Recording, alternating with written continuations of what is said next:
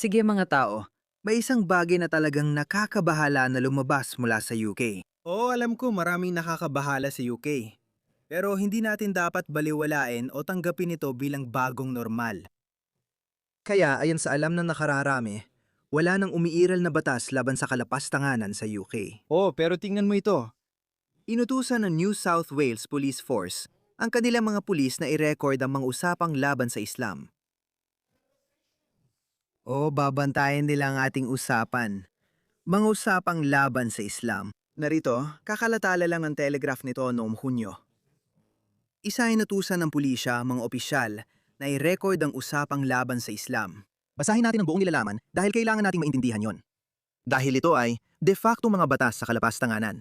Inakusahan ng isang puwersa ng pulisya ng pagbabanta sa malayang pananalita matapos utusan ng mga opisyal na itala ang insidente ng pagkapuot laban sa Muslim. Sige mga Muslim, sige. Hindi dapat magkaroon ng pagkapuot laban sa mga individual. Tama lang, pero alam nila na hindi sapat yon. Kaya lagi nilang ginugulo at inuusis ang sistema para maghanap ng butas na pwede nilang gamitin. At eto na, inutusan ng South Wales Police ang staff na ilog ang lahat ng lampas sa lehitimong diskusyon tungkol sa Islam. Pero lehitimo, sino mapapasya niyan? Kaya isang pulis ang mapapasya kung lehitimong diskusyon tungkol sa Islam, yon o hindi. Ganito, sasabihin ko sa'yo, Ang Islam ay isang medieval, barbariko at primitibong ideolohiya na nagpapanggap bilang relihiyon at wala itong lugar sa malayang mundo, lalo na sa kanluran. Dapat ipagbawal ng Britanya ang Islam? Dapat ipagbawal ng Australia ang Islam. At ganun din ang dapat gawin ng bawat bansa, bawat bansang kanluranin. Sapat na ba yan sa inyo, pulis ng South Wales? May pulis din tayo ng New South Wales. Natatakot ang mga nagkakampanya na ang ganitong pakahulugan ay nagbibigay ng kapangyarihan sa mga pulis na magdesisyon kung ano ang katanggap-tanggap na asal at maaring makahadlang ito sa malayang pananalita. nakita na natin kung paano inaaresto ng mga pulis ng Britanya ang mga Kristiyanong mangangaral. Pero kapag Muslim ang nagiging agresibo, humaharap lang sila at walang ginagawa dahil subjective ito. Ayon sa kanila, kung may pulis na magpasya na may lumabis sa usapan tungkol sa Islam o Muslim, maglalagay sila ng insidente ng anti-social behavior na lalabas kapag sinuri ng employer ang tao. Diyos ko. Nanawagan ng unyon sa kapulisan na bawiin ang gabay para sa mga empleyado at nagbabala ang grupo ng kampanya na maghahain sila ng judicial review kung hindi ito gagawin. Sinabi ni Lord Young, tagapagtatag ng unyon, na nangangganib ba parusahan ng kapulisan ang mga tao sa pagpapahayag ng agam-agam tungkol sa Islam. Mga pare, dagdag ko lang. Naging miyembro na rin ako ng Free Speech Union Australia. May Free Speech Union sa Britain. Sa tingin ko, ito lang ang tawag dito. Ito, ang Free Speech Union, ito. Pareho ba ito? Oo, pareho lang. Pakiusap, maging miyembro kayo niyan. Sige, miyembro ako ng Free Speech Australia Union. Magaling talaga sila. Tumulong sila sa ilan. Tumulong sila sa ilang tao na naaresto dahil sa mga malabong batas tungkol sa hate speech at binibigyan kanila ng representasyon. Kaya tinutulungan kanila. Kaya maging miyembro ka nila kung kaya mo. Kasama sa malawak na definisyon ng gobyerno, ang mapanirang pag-stereotype sa mga Muslim o sa mga taong inaakalang Muslim at ang pagturing sa kanila bilang isang kolektibong grupo na may tiyak at negatibong katangian. Kung magagamit mo sila para tukuyin, kung matutukoy mo sila gamit ang positibong katangian, pasensya na, nabanggit din ang mga negatibong katangian. Ang malaking karamihan ng mga Muslim ay naniniwala na dapat payagan ang pagpapakasal ng magpinsan. Pasensya, ito ay negatibong katangian ayon sa pananaw ng kanluran. Ano ngayon? Anong ibig mong sabihin? Bakit negatibo ang pagsasabi ng totoo? Alam mo, ganito ito kaawa-awa. At ito ang dahilan kung bakit hindi nila kayang pigilan agad. Ito rin ang dahilan kung bakit hindi nila tayo kayang habulin. Sinasabi ng mga Muslim, oo, gusto namin mapatay ang mga nagkakasala ng kalapastanganan. Oo, gusto namin. Gusto namin patayin ang mga tumalikod sa pananampalataya. Gusto rin nilang patayin kami. Gusto ng mga Muslim na patayin kami. Hindi dapat pinapayagan ang ganitong ugali sa kanluran. Sinasabi natin yan, di ba? Paano naging negatibo yon? Kapag sila mismo nagsasabi, oo, totoo yan. Sige, tungkol naman sa grooming gang, dito nagiging komplikado. Kaya subukan nating ibigay natin ang pinakamalakas na bersyon ng kanilang posisyon. Sinasabi nila, karamihan ng mga Muslim ay hindi naman nanghihikayat para sa sexual na pagsasamantala at hindi sila mga nang-aabuso o gumagahasa.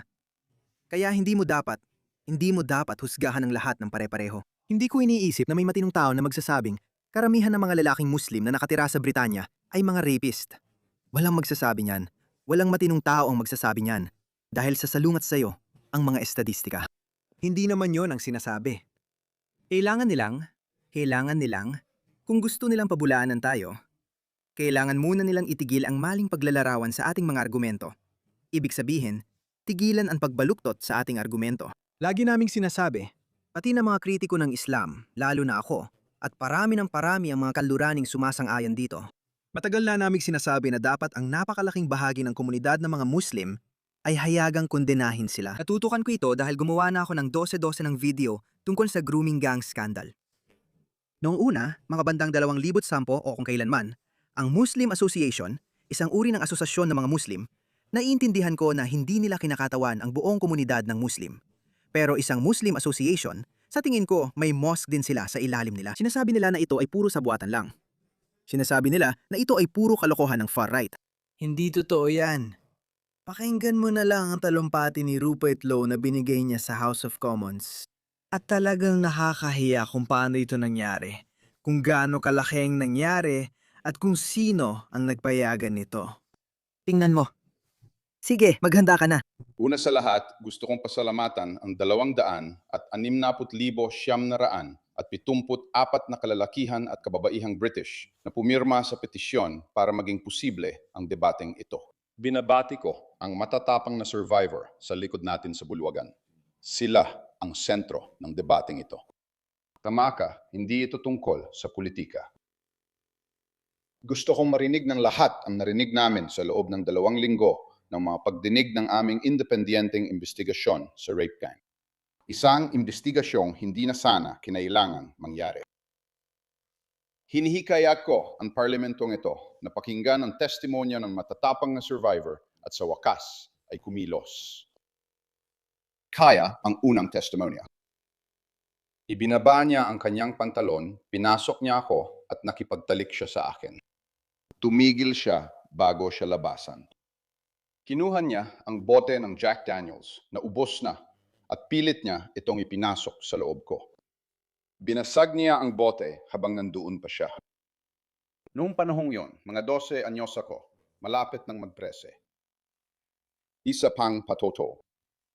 Hinawakan ako ng mga lalaki habang isa-isa nila akong ginahasa sa bibig at sa are. Salit-salitan nilang pinipigilan ang aking mga braso at mga binti.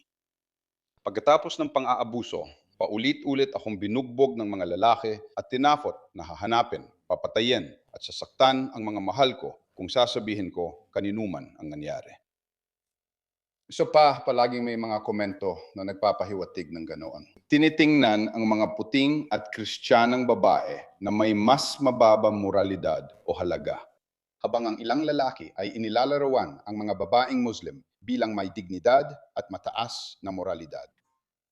Ginamit ang mga paghahambing na ito para bigyang katwiran ang pagtrato sa akin at lalo akong pinahiya at kinontrol.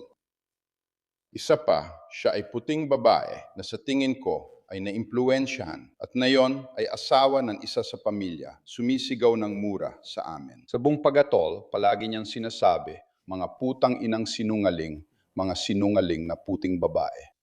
Sabi niya, Diyos ang magiging saksi sa mangyayari sa akin.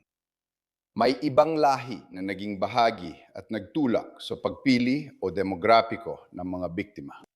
Sa buong panahon ng aking pagsasamantala, halos lahat ng ibang mga babae na nakasalamuha ko o naabuso kasabay ko ay halos puro puti.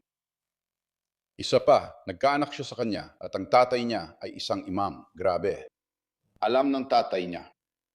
Ikinasal niya ang anak niya at sinabing bawal makita ang bata.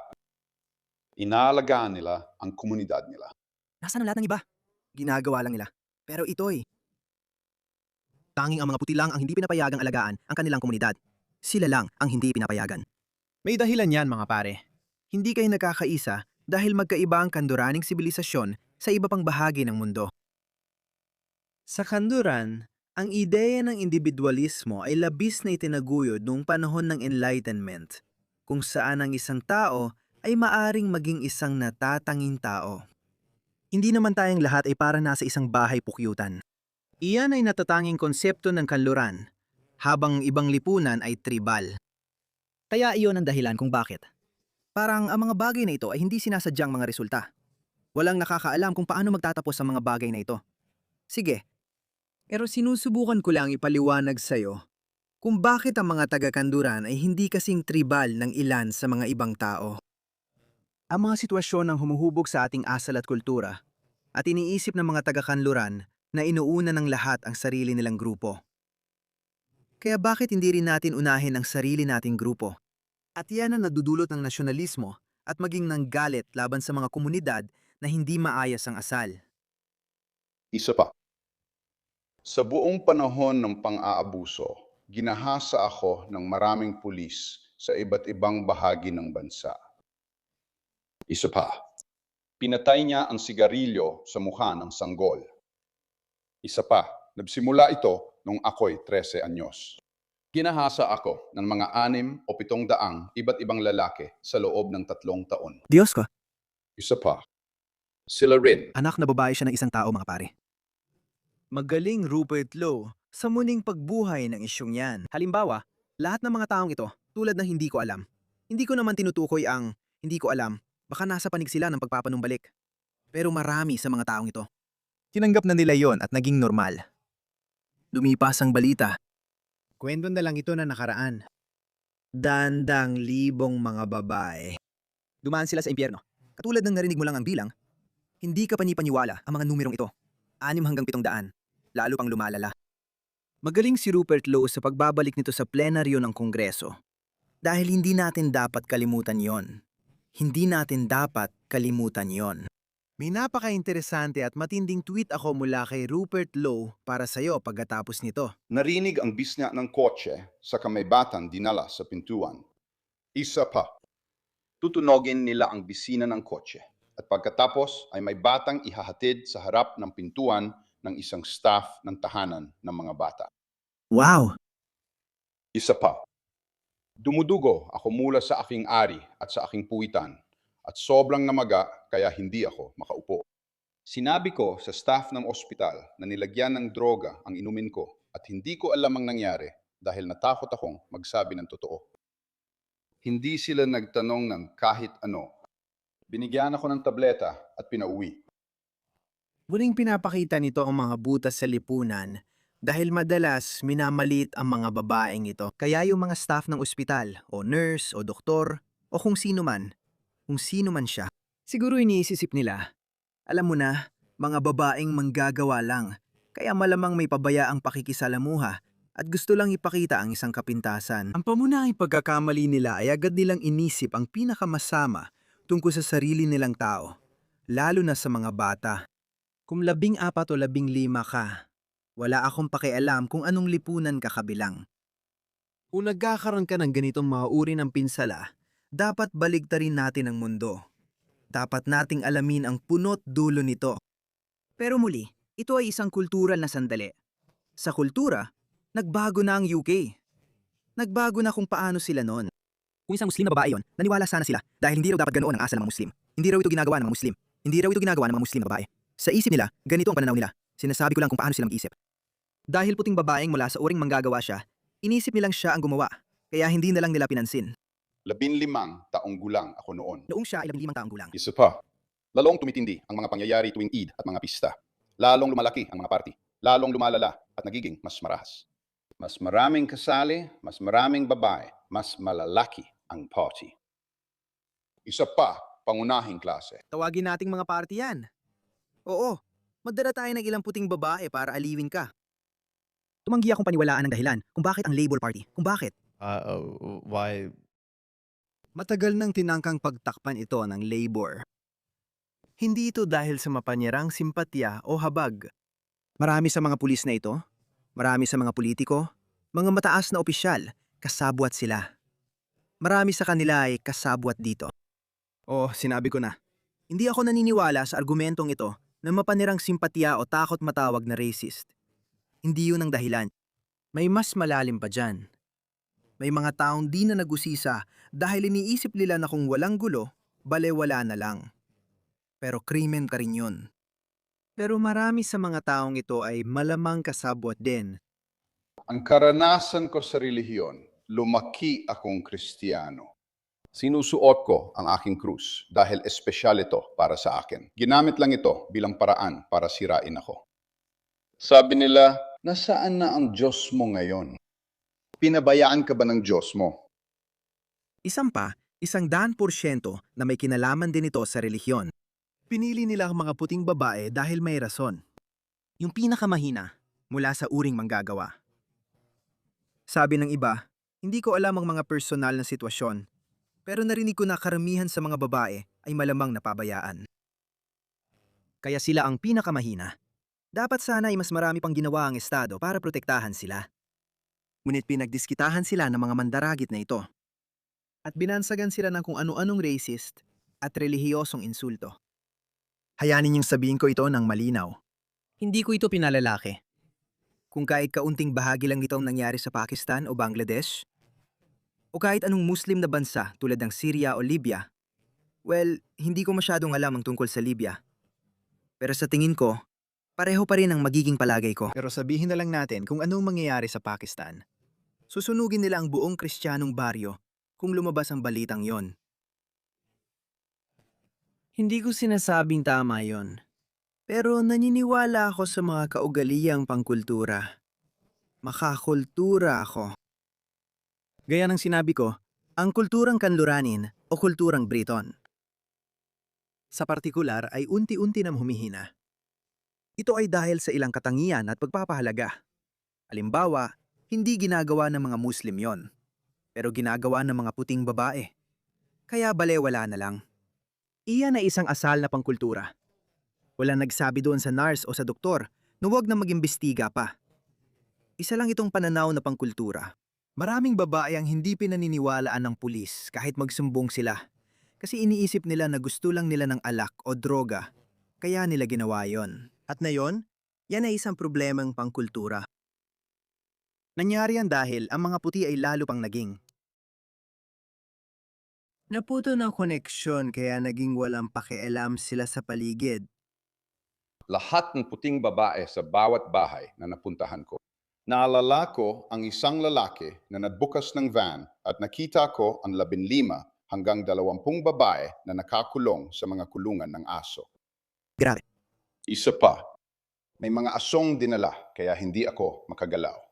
Wala akong mapupuntahan para makagalaw. Para sa akin, nakakatakot talaga yung walang idea tungkol dito.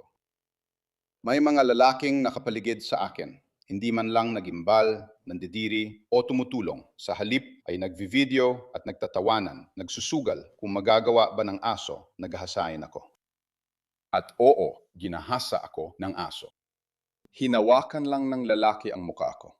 Tinitigan ako diretso sa mga mata at gusto niyang makita akong bumigay at nagawa niya. Isa pa, gusto ko lang na tumigil na ito at hindi na mangyari sa ibang mga bata. At sana kumilos na ang mga tao at huwag nang matakot. Maaari pa ako mapatuloy ng ilang oras pa. Lahat tayo dito sa gusaling ito ay may responsibilidad na kumilos na. Hindi lang magsalita, kundi kumilos talaga. Lalabas sa mga susunod na araw ang ulat ng aming investigasyon tungkol sa rape gang. Magbabago ito sa Britanya ng tuluyan. Sana nga, maganda ang talumpati mo. Pero mas maganda pa ang tweet na isinulat ni Rupert. Umabot na ito ng 1.1 milyong views. Basahin ko ito sa inyo. Para sa mga kalalakihang, karamihan ay Pakistani na nagdulot ng pinakamatinding sakit na may isip sa mga inosenteng batang Briton. Pakiusap, tandaan ninyo ito. Darating ang panahon ng kapangyarihan ng Estado ng Britanya na matagal na nagtago ng inyong karumal-dumal na mga krimen ay ibabaling laban sa inyo. Ito ay magiging mabilis. Ito ay magiging malupit at matindi. Kapag ang Restore Britain ay nakatikim ng kapangyarihan, magkakaroon ng singilan. Ipinapangako ko na ipapakita rin namin ang awa na ipinakita ninyo sa aming mga batang babae. Ang iyong lahi o relihiyon ay hindi ka na mapuprotektahan. Magpapadala kami ng mensahe na maririnig sa buong mundo. Kung gagahasain mo ang aming mga anak, magbabayad ka at magbabayad ka ng lahat. Iyan ang gagawin ng Restore Britain at sa tingin ko, kailangan natin ito. Kailangan natin ng mga makakanang gobyerno na ganyan na hindi humihingi ng paumanhin sa lahat ng bagay. Hindi humihingi ng paumanhin. Hindi mo gusto? Bahala ka. Umalis ka ng kusa. Babalikan ko lang ang artikulo. Sabi nila, ang mapanirang pag-i-stereotype sa mga Muslim o sa mga inaakalang Muslim at ang pagturing sa kanila bilang isang kolektibong grupong may nakapirmi at negatibong mga katangian. Pasensya na. Ang pagsasabi ng totoo ay hindi krimen. Pwede mong sabihin sa kahit anong paraan na gusto mo. Kung 70% ng mga gumagawa ng sama-samang sexual na pagsasamantala sa mga bata, 70% ng mga gumagawa nito ay mga British Pakistani Muslim. Ang mga British Pakistani ay Mirpuri Pakistani. May kakaiba sa kultura at sa kanila may nangyari. Pasensya, ang pagsasabi ng totoo ay hindi krimen. Walang batas, utos, o lehislasyon, kahit ano pang sabihin ng South Wales Police sa mga opisyal nila, ang magbabago riyan. At hindi ito natutulungan kapag ang mga British Pakistani o Muslim na politiko ay pilit na ipinaglalaban nito. Hayaan mong ipakita ko ito sa'yo. Tingnan mo kung ano ang nangyayari. Tingnan mo ito. Tingnan mo ito. Naalala mo ba ang taong ito? Ang pangalan niya ay Ayub Khan, isang independenteng Muslim na MP. Itong taong ito, tingnan mo siya. Isa siyang napakasamang tao. Napakasamang tao. Hayaan mong ipaliwanag ko kung bakit ko sinasabi yan. Isa siyang napakasamang tao. Masama siya para sa UK. Nagbigay siya ng 3 minutong talumpati kung bakit hindi dapat ipagbawal ang kasal na magpinsan dahil, alam mo, pinapalakas daw nito ang sistema ng pamilya namin. Pumunta ka sa Pakistan, umalis ka na lang, ipagbawal. Ipagbawal ang kasal na magpinsan. Hindi natin kayang bigyan ng pagkamamamayan ng lahat. Pero marami pa tayong ibang pwedeng gawin, mga paunang hakbang. Ipagbawal ang halal na karne. Ipagbawal ang kasal na magpinsan. Ipagbawal ang FGM. Ipagbawal ang child marriage. Ipagbawal ang burqa. At pagkatapos ay lumipat sa niqab at sa huli ay sa hijab. Muhammad, siya, magsikap payo pataas.